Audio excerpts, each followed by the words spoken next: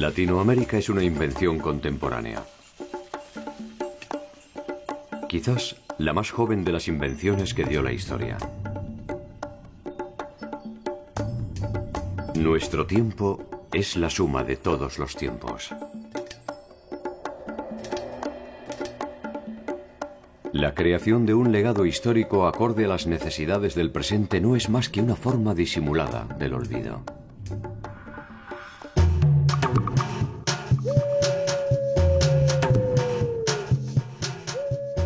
¿Existe un pasado latinoamericano o se trata solo de un conjunto de imaginarios superpuestos e irreconciliables?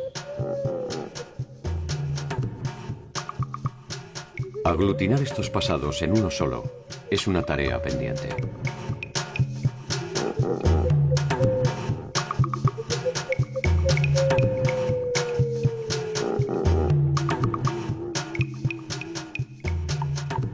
Ciudades, migraciones, ciencia, arte, tecnología, comercio, espiritualidad, invasiones, resistencias, odios y alianzas son los previsibles eventos de nuestra historia.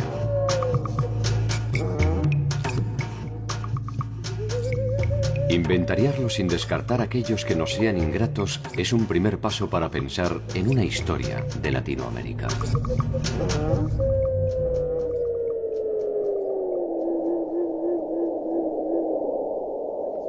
¿Cuáles fueron esos imaginarios y de qué manera se construyeron a lo largo del tiempo?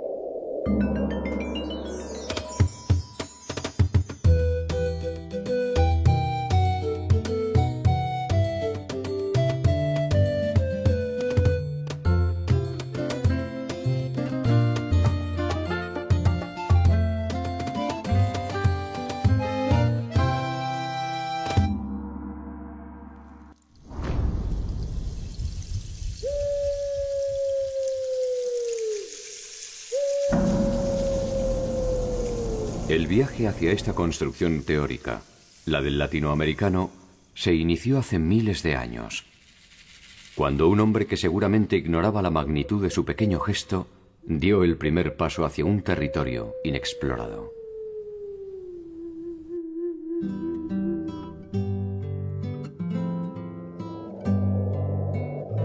Estudiar el origen del poblamiento americano, los primeros seres humanos que llegaron a América, es muy importante porque nos permite entender este proceso que comenzó hace 5 millones de años en África y terminó hace 10 o 12 mil años en la Patagonia argentina-chilena. Estos primeros grupos de cazadores, recolectores que llegaron a América se expandieron por un continente vacío de seres humanos en ese momento, relativamente rápido, y llegaron en pocos miles de años al extremo sur, a Tierra del Fuego.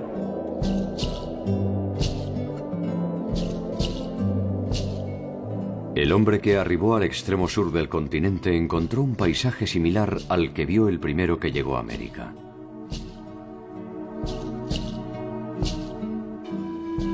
Sin embargo, ya no era el mismo. Entre esos dos polos extremos se edificó el complejo mundo de Latinoamérica.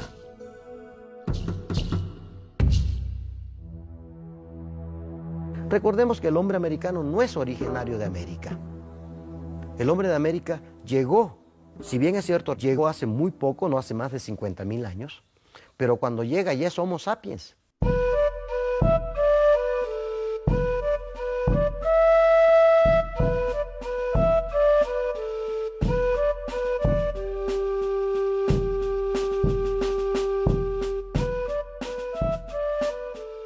Por fin, una primera verdad incontrastable. Todos somos intrusos. Si la historia del hombre en Latinoamérica hubiera sucedido en un solo año, habríamos tardado 9 meses en abandonar la vida nómada para transformarnos en agricultores.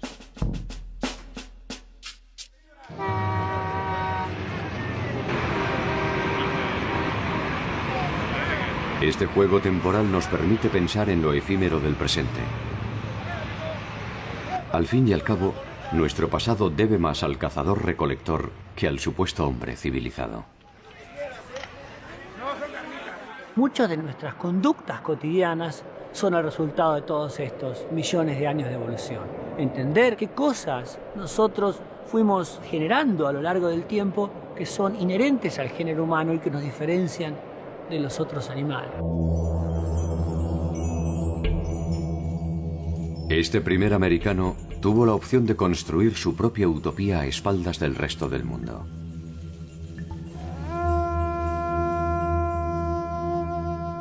¿Lo hizo? ¿Fue capaz de reinventarse en el nuevo territorio? Esta idea no ha favorecido mucho al estudio de los pueblos precolombinos. Pensar que son diferentes al resto de la humanidad. Y es no me ayudes, compadre, es negar la universalidad de estos pueblos. Son tan humanos como los griegos, como los romanos, como los egipcios, con aciertos y con errores, ¿no? Entonces la gente que piensa que estas son culturas únicas, que hay que verlos inclusive con otras perspectivas, no. Hay una universalidad y por supuesto que hay una singularidad de los pueblos.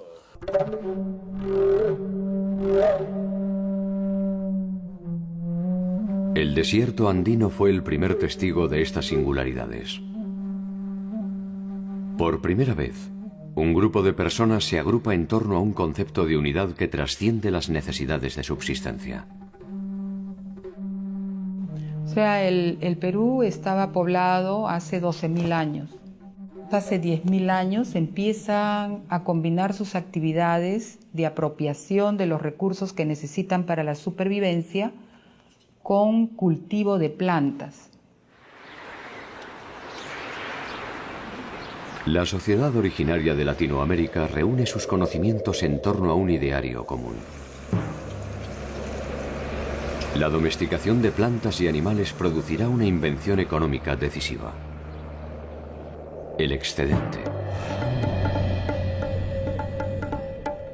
Con él llegarán los primeros agrupamientos, las aldeas y finalmente las ciudades.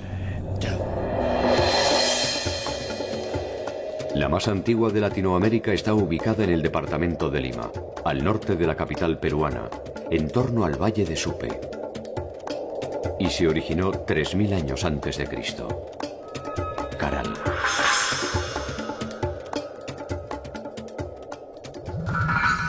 En Caral se puede encontrar evidencias de cómo fue llegando a tener complejidad una sociedad que había estado habitando ya por varios miles de años en diversos lugares del Perú y de América, pero que en un específico territorio, en el área norcentral del Perú, logra formar el estado primigenio.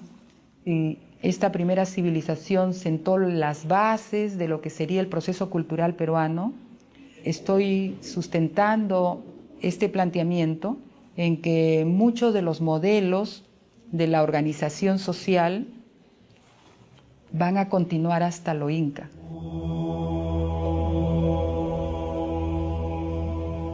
La ciudad sagrada de Caral fue ocupada ininterrumpidamente durante algo más de 1000 años, ejerciendo su influencia en una amplia región de los Andes.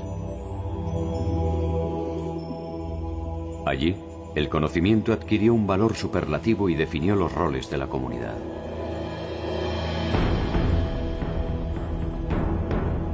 A partir de aquí, las relaciones en Latinoamérica se dividieron tajantemente entre los que mandan y los que obedecen.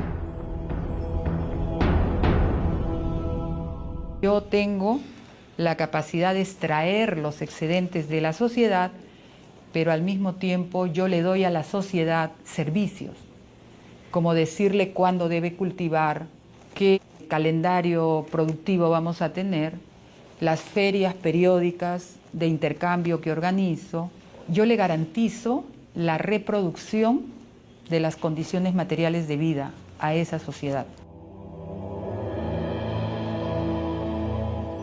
Solamente cuando se hace esta separación entre productores y no productores de alimentos, la gente de la ciudad puede dedicarse de tiempo completo a las ciencias y a las artes, y con ello esto que se llama civilización. Con una superficie de 66 hectáreas, Caral posee más de 32 estructuras públicas, incluyendo templos, pirámides y conjuntos residenciales. Su carácter ceremonial define un nuevo esquema de relaciones que se sustenta en el poder de sus líderes. Estos ofician de intermediarios entre los dioses y los hombres.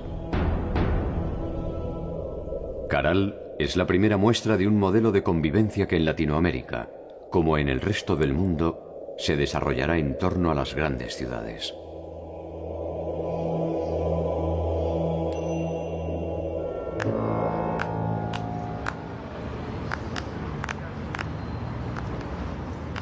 El fenómeno del urbanismo en Latinoamérica ha sido a menudo menospreciado.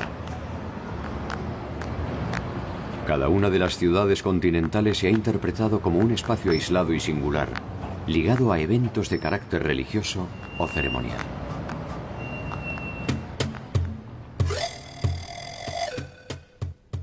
Sin embargo, el urbanismo fue un proceso intenso y progresivo que no se detuvo hasta nuestros días.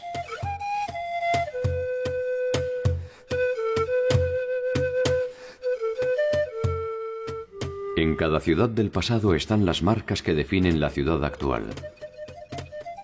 Centralización administrativa, diversidad, hacinamiento, servicios públicos, competencias políticas y religiosas.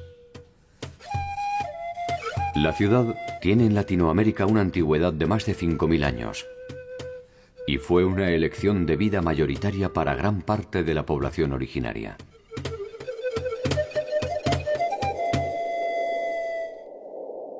El norte del actual territorio latinoamericano ha sido identificado como Mesoamérica. Allí, la vanguardia de la expansión civilizadora tuvo como protagonista al pueblo olmeca.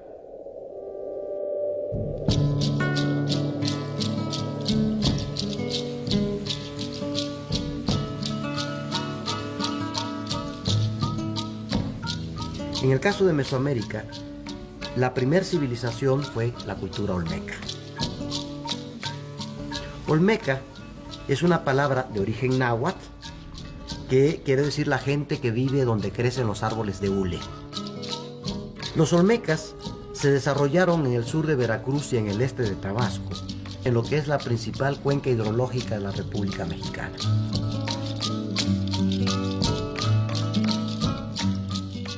Por primera vez, una civilización establece un sistema de relaciones entre lo espiritual y lo terrenal, mediante expresiones simbólicas complejas y monumentales. El vasto territorio de Mesoamérica ha estado ocupado ininterrumpidamente desde cuando menos 10.000 años antes de nuestra era. Pero va a ser hacia 2500 antes de nuestra era, más o menos, cuando comenzaron las primeras comunidades agrícolas. Los olmecas sentaron las bases de la organización regional en torno a un orden que regía no solo las condiciones sobrenaturales, sino también las acciones cotidianas de sus habitantes. Quizás lo más importante de los olmecas es de que plasmaron gráficamente una ideología que posiblemente existía desde mucho antes, pero como no se plasmaba en materiales duraderos, no había llegado. Entonces los olmecas son los creadores del primer sistema semiótico de comunicación de Mesoamérica.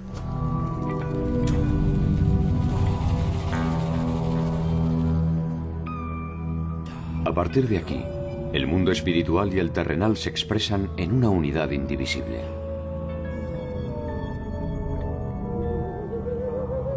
La fe de los pueblos descansa en el poder de los dioses, que son interpretados por los jefes espirituales. Estos no tardarán en entender que cuanto más poderosas sean sus deidades, más privilegios les corresponderán.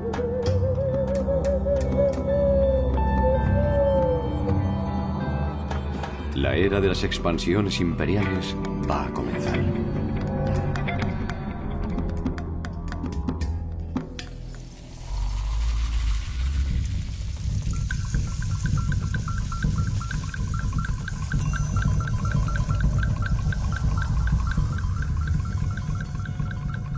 En el inicio de nuestra era, el poder de las élites se concentra en las ciudades. En la mitad del primer milenio, tanto en la región andina como en Mesoamérica, se manifiestan los primeros estados imperiales centralizados.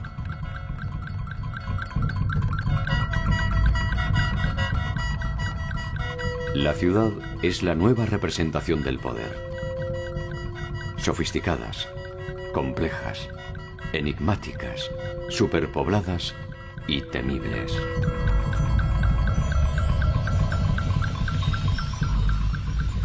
En el México antiguo, el modelo de ciudad imperial y cosmopolita será el de un centro urbano legendario. Teotihuacán. Teotihuacán sin duda fue una ciudad en todo el sentido de la palabra. Floreció los primeros 600 años de la era cristiana. Cuando los mexicas llegaron a este territorio, Teotihuacán ya estaba abandonado y ellos le pusieron el nombre de Teotihuacán, el lugar donde se hacen los dioses.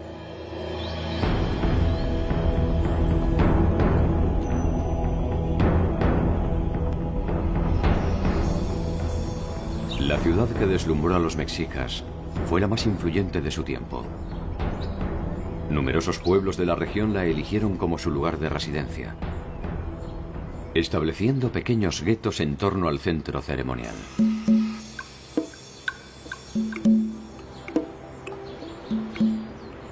Una serie de conjuntos residenciales dan cuenta de las actividades de sus habitantes. La división del trabajo se hace evidente y la especialización artesanal define la distancia entre el campo y la ciudad. Su extensión de más de 22 kilómetros cuadrados estaba orientada en torno a un eje que los mexicas llamaron la Calzada de los Muertos. Justamente aquí concluye la Calzada de los Muertos. Quizás las peregrinaciones llegaban hasta este punto. Y aquí tenemos al fondo la Gran Pirámide de la Luna y una serie de templos que delimitan esta plaza. En medio de todos estos edificios con funciones religiosas, estas escaleras nos conducen hacia un recinto palaciego. Ahí se localiza el gran palacio de Quetzalpóatl. Es sin duda una de las residencias más importantes de Teotihuacán. El centro de la ciudad estaba reservado para la élite. Allí vivían quienes detentaban el poder y lo manifestaban, entre otras cosas, a través de su particular y suntuoso estilo de vida. Una vida que le estaba vedada al conjunto mayoritario de la población. La impronta de Teotihuacán se extendió más allá del área central de México y alcanzó incluso el territorio maya. Sus redes de comercio y sus ejércitos sostenían el prestigio de la ciudad. En su ámbito de influencia llegaron a habitar más de 150.000 personas, lo que demandaba una compleja organización política y económica. Podemos hablar de un imperio teotihuacano. O sea, porque por supuesto que llegó a nivel de Estado, pero el Estado tiene control sobre su territorio y su población. Pero cuando un Estado tiene injerencias en otros territorios y en otras poblaciones, podemos hablar ya de un imperio.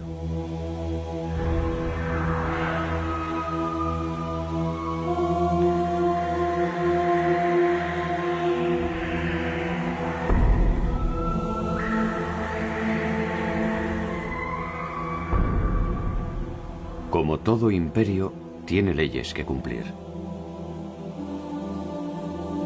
El crecimiento demográfico llevó al agotamiento ecológico y la desmesurada expansión territorial terminó debilitando la influencia teotihuacana. Ciudades que antes eran aliadas de Teotihuacán crecieron y controlaron las rutas que antes monopolizaba Teotihuacán. Y hacia 800 de nuestra era, la ciudad prácticamente queda abandonada. Vestigios de un incendio presuponen que la ciudad fue atacada o víctima de una insurrección. Otros pueblos heredaron sus dioses y sus ideas. También se llevaron consigo el olvido de las razones de su caída.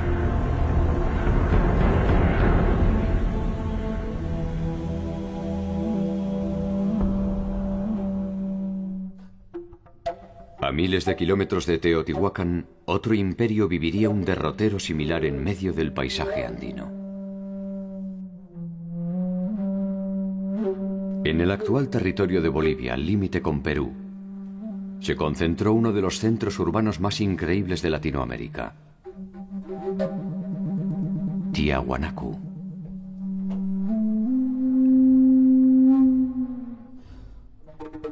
La ciudad, que fue símbolo de poder y religiosidad por más de un milenio, fue habitada por entre 20.000 y 40.000 habitantes.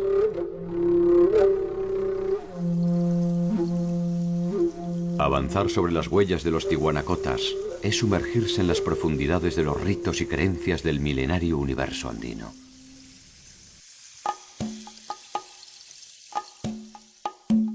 A partir de principios de nuestra era, gracias a la consolidación del territorio, el aumento de la población, la diversificación en la producción, los nuevos sistemas agrícolas que se van realizando en Tiwanaku, el intercambio de productos, los excedentes, en fin, Tiwanaku se transforma en un estado.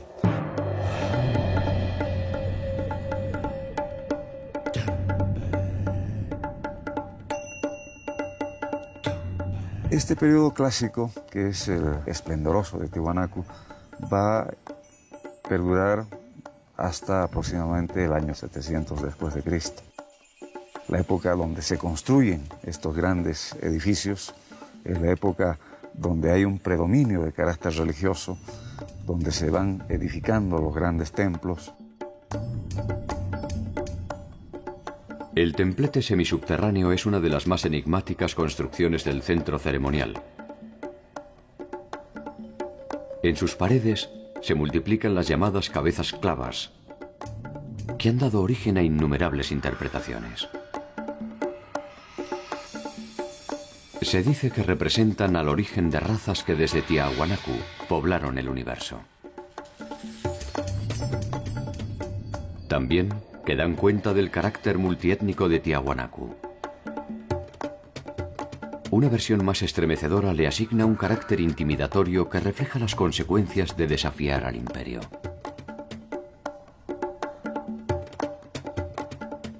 De ser así, el templo no es solo una morada para los dioses. Es también un primer atisbo de memoria histórica y una advertencia para los simples mortales.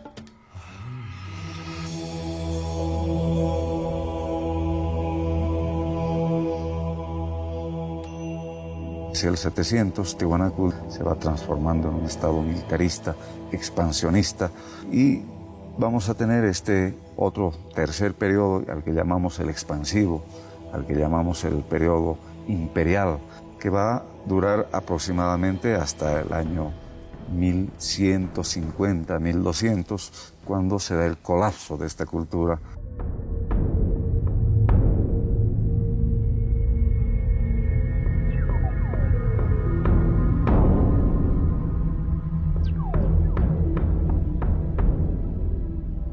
Tiahuanacu es una de las ciudades emblemáticas de los Andes.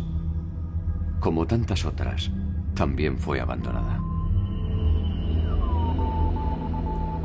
Sin embargo, el proceso de concentración de poder que inauguraron estos imperios fue el modelo que se impuso en el desarrollo del resto de las ciudades de Latinoamérica.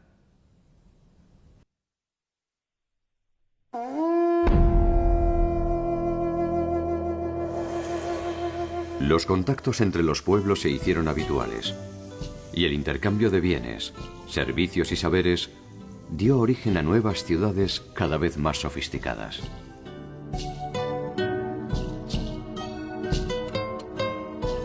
Allí donde existía ansia de poder, habría una nueva ciudad, y con ella nuevas complejidades, demandas crecientes, innovación tecnológica y expansión territorial en busca de nuevas tierras aptas para el cultivo.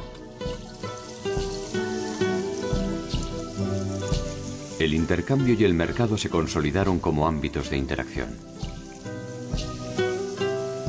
Los pueblos tributarios se multiplicaron y la disputa hegemónica se tradujo en conflictos armados y estrategias de sometimiento. Militares, Científicos, astrónomos, artesanos, escribas y comerciantes especializados son los nuevos actores del mundo latinoamericano. La suma de todos estos saberes se concentró en el territorio maya.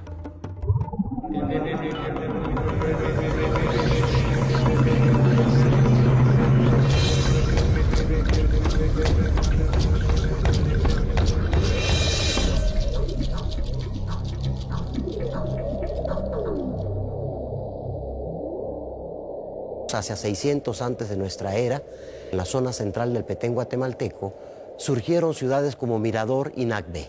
Prácticamente ahí fue el crisol de la cultura maya del periodo clásico. Desde ahí, esta cultura irradió por este vasto territorio, dando desarrollos regionales, locales, que de alguna manera conforman este mosaico cultural del área maya.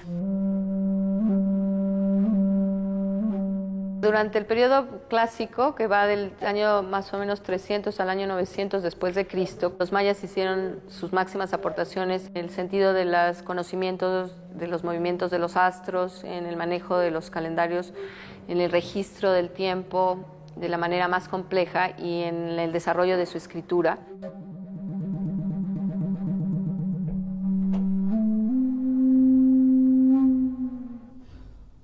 La escritura maya es el resultado de una evolución que se inicia en otros pueblos mesoamericanos, pero que los mayas llevan a su máxima expresión. Desde la época del evolucionismo, fines del siglo XIX, se marcó la escritura como la expresión que dejaba atrás la barbarie para entrar a la civilización. Desde el momento del contacto entre la cultura europea y el nuevo continente hasta nuestros días, el mundo occidental tuvo serias dificultades para entender la complejidad de estas civilizaciones.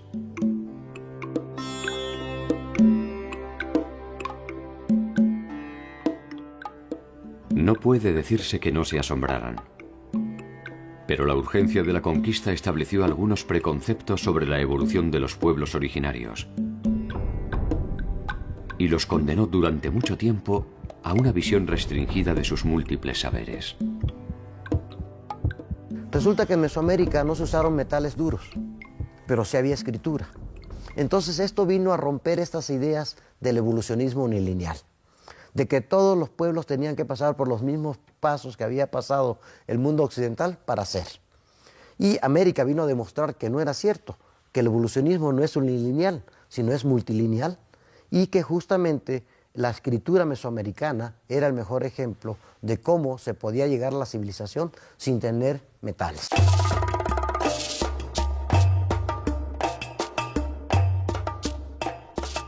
La escritura y los conocimientos estaban reservados a la nobleza.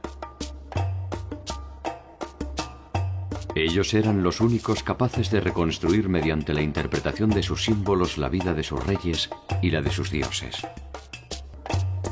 que de alguna manera eran una misma cosa. La escritura mesoamericana no registra la historia del pueblo, registra la historia de los gobernantes. ¿Sí? Entonces, entre los verbos más comunes que encontramos es nacer, tronizarse, ser designado como heredero, jugar a la pelota, capturar, ir a la guerra, autosacrificarse, casarse, morir. Los mayas nunca estuvieron unificados bajo un poder político central. Cada una de las ciudades mayas floreció como capital de reinos que controlaban a pueblos tributarios circundantes. La dinámica de las relaciones entre las distintas ciudades se formalizaba mediante alianzas matrimoniales o enfrentamientos armados, que tenían como resultado nuevos escenarios políticos. Este conjunto de encuentros y desencuentros nunca logró articularse en un poder centralizado, pero produjo un cambio radical en sus producciones materiales. Los objetos abandonaron su condición exclusiva de ritual o ceremonial para convertirse en incipientes producciones de carácter artístico. Por primera vez, las obras en Latinoamérica identifican a su autor. Como ninguno de estos pueblos llegó a tener suficiente poder para conquistar a todos los demás, cada uno de los linajes que gobernaban a estos reinos trató de ostentar su poder a través de financiamiento, de especialización artesanal. Entonces estos reyes se convirtieron en mecenas, compitieron con sus rivales para demostrar quién había logrado alcanzar los más altos grados de complejidad frente a sus adversarios.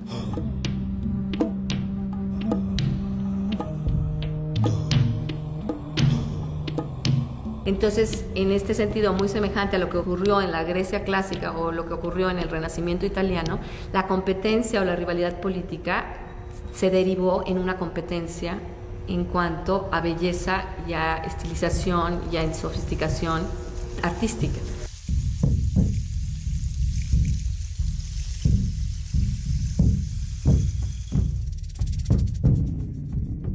La civilización maya persiguió vorazmente el conocimiento y como premio alcanzó el más alto grado de saber de una sociedad latinoamericana antes de la invasión europea.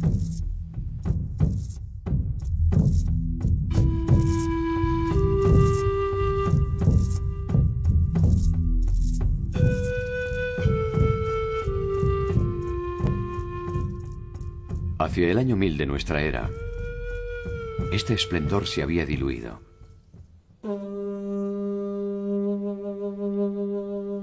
Muchas de las ciudades emblemáticas fueron abandonadas aparentemente sin razón. Y la sinrazón prevaleció sobre otras formas de pensamiento. Chichén Itzá y Mayapán intentarán consolidar la diáspora de los pueblos mayas mediante estrategias hegemónicas.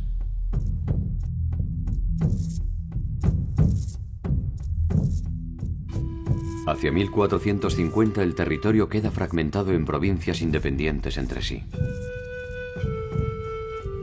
Mientras tanto, al sur y al norte del alicaído universo maya, se consolidan los dos procesos imperiales más desmesurados que conociera la historia de Latinoamérica.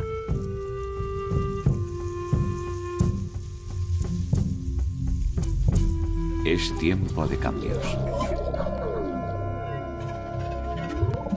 A todo amanecer le llega invariablemente su puesta de sol.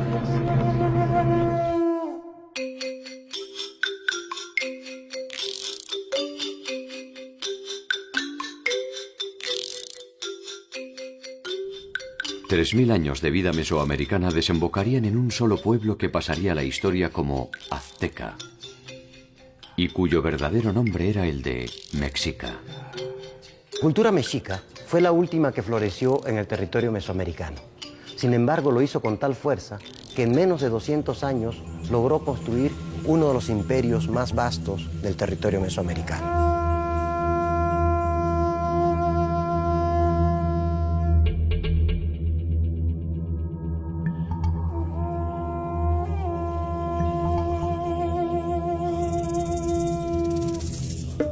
Tenochtitlan fue una ciudad fundada por los aztecas en un islote del lago de Texcoco en el año de 1325.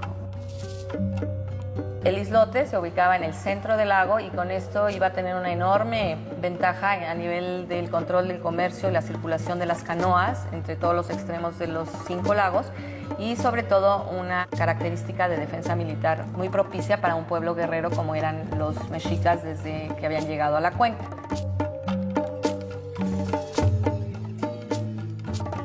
A principios de 1400 se formaliza una alianza entre 3 poderosas ciudades mesoamericanas: Texcoco, Tlacopan y Tenochtitlan, esta última, capital de los mexicas.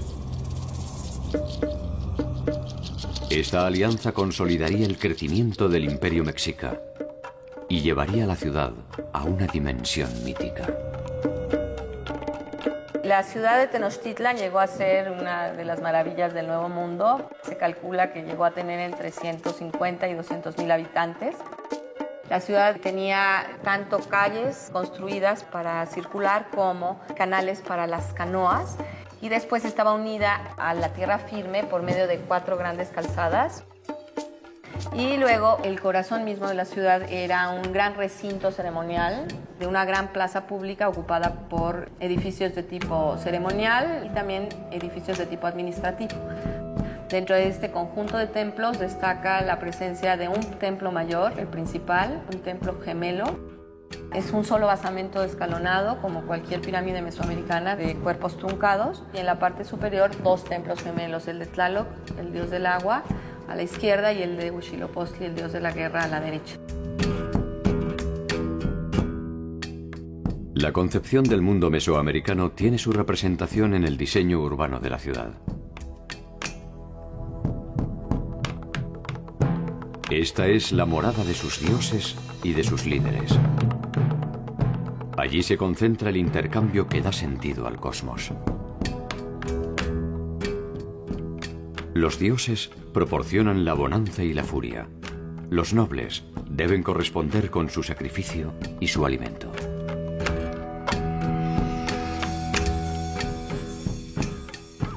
Adormecida en las entrañas de la actual Ciudad de México, se vislumbran las huellas de ese pacto milenario. Había la casa de los caballeros Águila, a mano derecha del Templo Mayor, en donde se hacían las reuniones de la Orden Militar de los Caballeros Águilas.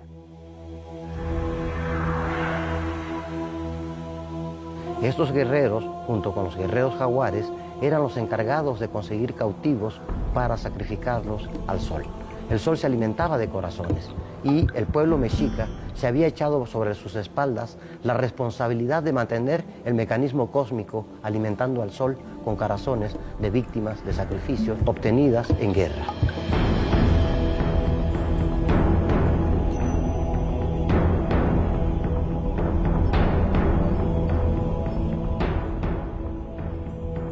Los mexicas se expandieron con voluntad fundamentalista, sojuzgando pueblos y obligándolos a tributar a Tenochtitlan. Allí se concentraron las más extravagantes riquezas de la región.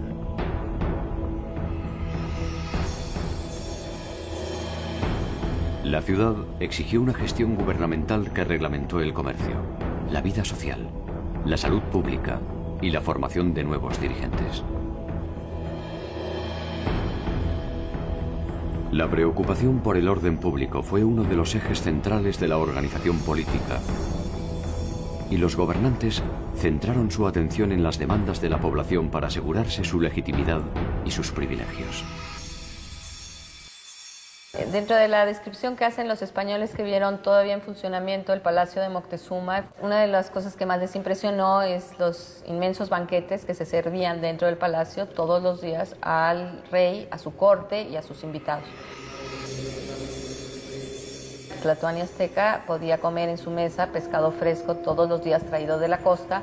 Una cosa interesante es que aunque no en los banquetes del rey, en algunas fiestas del ceremonial azteca, la nobleza repartía comida a la gente común que venía a participar de las fiestas. Y era una forma de que los nobles demostraran su generosidad en momentos muy críticos, sobre todo del ciclo agrícola, para la población en general. En la grandeza y la impiedad de los mexicas maduró el germen de la caída del imperio.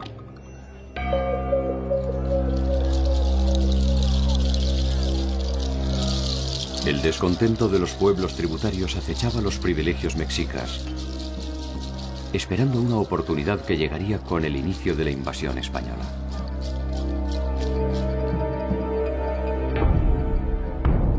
La mayor parte de los reinos sometidos se plegaron rápidamente a los conquistadores en su afán de librarse de la presión de Tenochtitlan.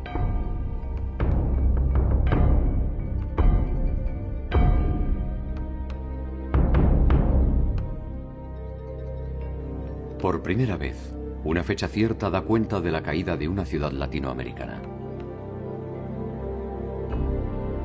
El 13 de agosto de 1521, las fuerzas de Cuauhtémoc se rinden ante la alianza de españoles y nativos.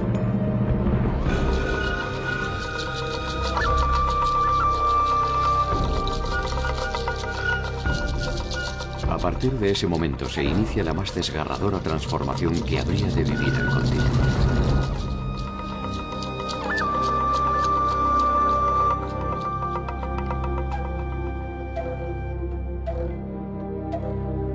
Probablemente los mexicas pensaron que el mundo tenía la dimensión de sus conquistas. Sin embargo, para entonces, hacia el sur, más allá de las selvas centroamericanas, donde los Andes se alzan de cara al mar, se estaba produciendo la más inusual de las experiencias políticas latinoamericanas: el Imperio Inca. Lo que llaman Imperio Incaico, que yo prefiero usar el término Estado, significa los últimos 100 años de la cultura prehispánica. Es un término que generalmente se usa, pero ese término significa miles de años de cultura anterior a los incas. La organización estatal más extensa de América es el resultado de siglos de experiencia. Sin embargo, lo que la hizo posible fue un limitado conjunto de principios de asociación. Uno de ellos es el principio de pertenencia común, el Ayllu. El Ayllu es un sistema que ya existía desde la época de Tiahuanaco, que fue tomada por los aymaras y luego también por los incas. Significa la propiedad comunitaria de un territorio, pero a la vez significa tener ancestros comunes. Entonces, este Ayllu es la base de la comunidad. Lo peor que le podía pasar a uno ser huérfano, no tener familia extendida para ayudar y recibir ayuda. De ahí parte el sentido comunitario del mundo andino.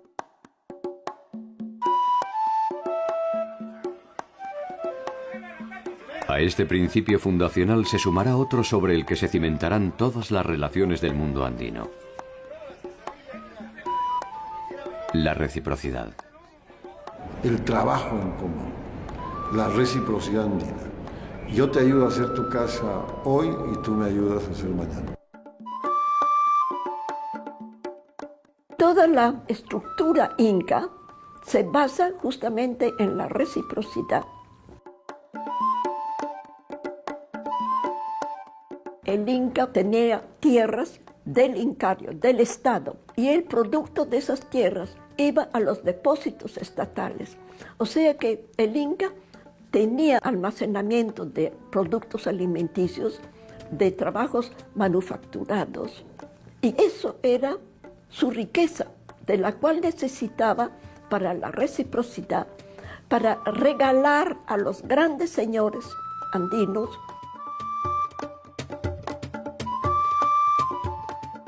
caminos, acueductos, fortalezas, residencias y depósitos imperiales dieron cuenta del poder hegemónico de Cuzco. El Inca todo lo ve y todo lo sabe.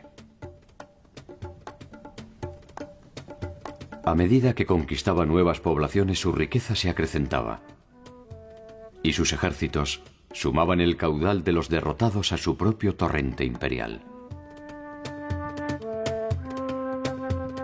En poco tiempo, nadie se animaría a disputarle el liderazgo continental. O sea que al señor de los grandes macroetnias les convenía más sujetarse al Inca, porque seguían, aunque empobrecidos, seguían con su tierra, sus curacas que les servían, sus llanas, todo seguía funcionando. Entonces, por eso es esa conquista tan rápida y tan inmensa, porque es buena parte de todo el continente sudamericano con cara al Pacífico. Todo eso en poco tiempo lo consiguen los incas.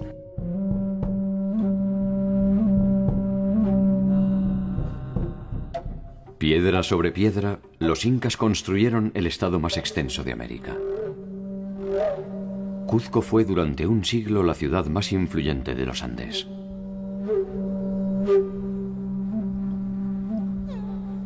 Desde Colombia hasta Chile y Argentina, y desde el mar a la Amazonia, llevaron a la práctica un sistema de convivencia sin precedentes. El matrimonio, la producción, la justicia, el trabajo. Todo es de incumbencia del Inca y en él reposa el equilibrio de este sistema.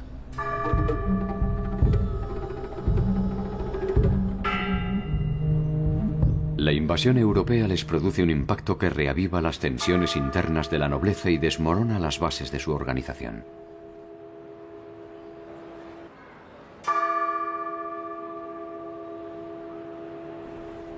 «40 años después, al mando de un escaso grupo de rebeldes, Tupac Amaru, el último de los Sapa incas, muere ejecutado en la plaza del Cuzco.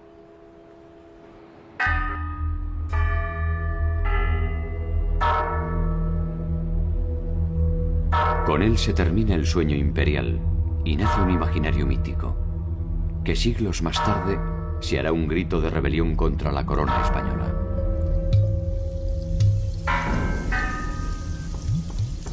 Con él se fue también la última organización estatal compleja y originaria.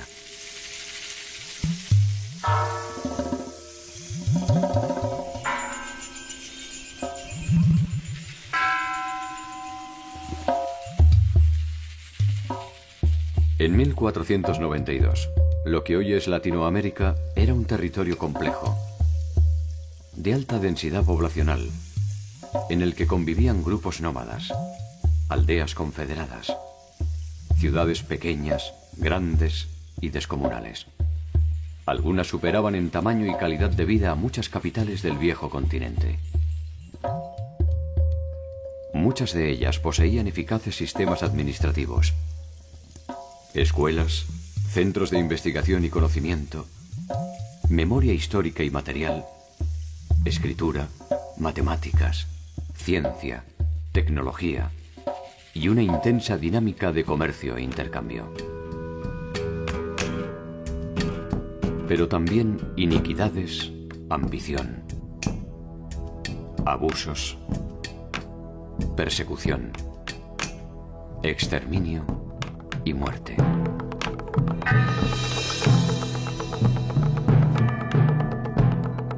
Por razones que no son difíciles de imaginar, toda esa diversidad fue interpretada como un territorio virgen y sin pasado. El tejido social fue roto con la conquista española. O sea, en el siglo XVI se implantaron a partir de entonces modelos de otras sociedades, de otras realidades. Y ese tejido social que durante más de 4 milenios se había estado tejiendo, formando, fue roto. Las poblaciones originarias les quitaron su nombre diverso de aymaras, quechuas, mojeños o calchaquíes y se les puso el nombre genérico de indios. Un reino se apropia de un nuevo territorio. Dice, aquí estoy yo tengo derecho, por derecho de conquista, a tener autoridad sobre esta población. Una autoridad que nadie les concedió en realidad, ni siquiera el Papa. Hay respuesta de los indígenas, hay muchas regiones, sobre todo en México, en la región andina en general, donde hay la perduración de comunidades en plena Amazonia, donde las sociedades indígenas han logrado recuperar su energía, su lugar, su identidad, y está peleando muy exitosamente por eso, pues se nos puede ignorar que, digamos, hay una pérdida enorme. Las tradiciones, yo diría que lograron sobrevivir vistiéndose de cristianos. O sea, mucho se dice que Illapa, el dios del rayo, ha sobrevivido vestido de Santiago Apóstol. Y Tunupa, el dios aymara, ha sobrevivido vestido de San Bartolomé. Ya no se volvió a mirar esta realidad geográfica, esta realidad histórica, y se implantaron modelos de fuera y la independencia no cambió. Se ha seguido mirando con admiración a lo de afuera, desdeñando lo de acá adentro. Si hay una pérdida, hay una aculturación, Pero hay también una masa enorme de inmigrantes europeos, viejos y nuevos, antiguos o recientes, que se fueron jalonando a lo largo del tiempo, que también han hecho de esta América su tierra y su hogar.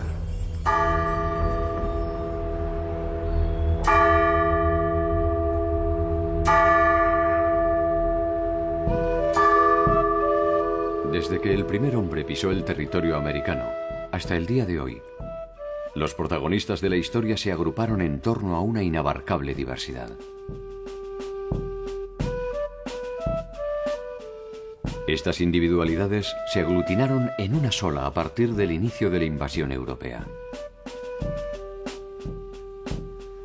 La impronta de los colonizadores estableció un nuevo paradigma que solo se derrumbó a partir de las guerras de la independencia, dando origen a un nuevo modelo social.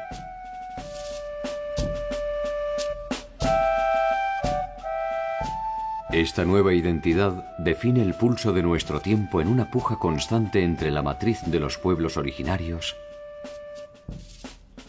la herencia europea y la irrupción del criollo. ¿A cuáles de estos pasados les debemos nuestro presente? Es todavía un dilema que intentamos resolver.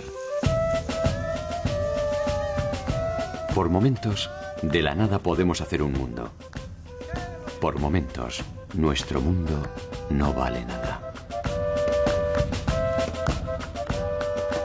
Los complejos y ricos episodios de la historia latinoamericana son a veces difíciles de articular en un solo discurso. La historia no es más que un puente entre lo que fuimos, lo que somos y lo que queremos ser. Desde allí, quizás, podremos intentar dilucidar cuál de todos estos imaginarios es el que le da sentido a nuestro tiempo.